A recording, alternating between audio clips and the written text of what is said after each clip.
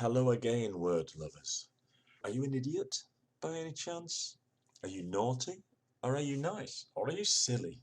Today I'd like to look at the original meanings of these words so that we can see how words change. The same word going through time, taking on different meanings. An idiot in the time of the Greeks and the Athenian democracy was somebody who was concerned with private ideas. I'm not sure whether this means somebody who didn't take part in politics or simply someone who couldn't, who wasn't allowed to. They were the idiots. You were born an idiot and only education could make you into a citizen.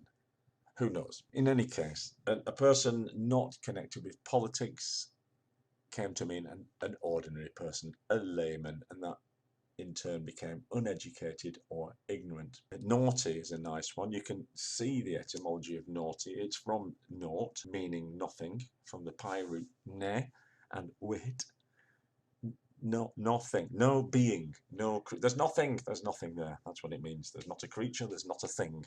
Coming into Middle English as naught, and then, guess what? Somebody who has naught, who has nothing, is often a bad person because they might steal, or there might be just this idea that poor people aren't the best. And in fact, they're worse than the best. They're wicked. They're evil. That's what it came to mean, much more than naughty today.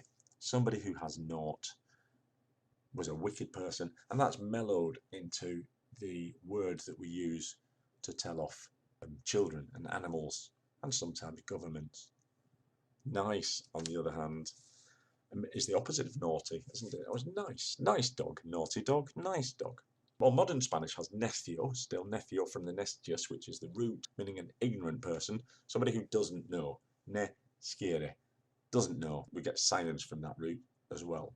We'll do that another day. But this mutated in meaning to being able to discriminate. I'm not sure how, but there it is. Nice distinction we used to see still in philosophy texts when I was studying. It doesn't mean it's an excellent distinction, it means one you have to look for. It's not obvious. So from that meaning we get somebody who can distinguish, somebody who likes the finer things, the nicer things in life. Silly, one of my favourites. Eilig in Old English, geselig, meaning blessed or fortunate, touched by God. Selig, seligath, selig in modern German, still meaning extremely overjoyed. Somebody blessed by God, well then became pious, a pious person, a religious person, as in this little verse. The silly man lay and heard, and his wife answered. The silly man here is a religious person.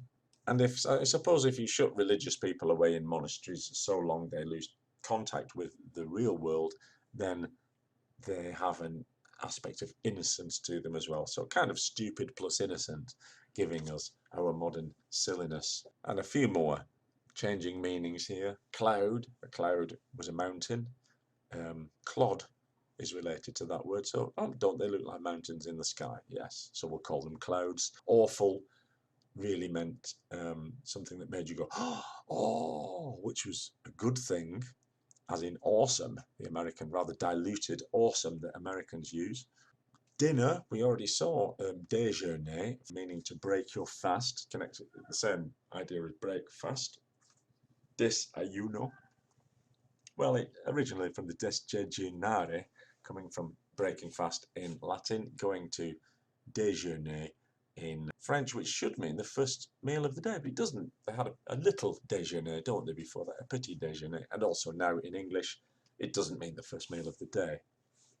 Surly is another imaginable etymology. When you had to call the knights that passed through your village sir, or the lords from the castle, they became surly, didn't they, over time? People didn't see them as lordly and majestic, but more offhand and dismissive and bad-mannered. So surly became surly. And finally, travel. There were travel supplements in newspapers because travel's marvellous, isn't it? But of course it's the same word as travail. All those who travail and are heavy laden, said the King James's Bible, all those that work. This comes from trepalium in Latin, which means 3 stakes. Palo is a stick still in Spanish today. 3 stakes was an instrument of torture, apparently, so really not pleasant. Oh no, that comes to mean hard work, travail. Well, it is hard work, isn't it? If you haven't got a cruiser or a jet aeroplane I have to go to London tomorrow. What a travail. Well, there you go. Travel. That's from the days when travel was hard, when nights were surly, clouds were mountains in the sky, silly people were blessed by God, naughty things were a lot more than naughty, idiots just kept to themselves, and awful, like awesome, meant something that truly inspires awe.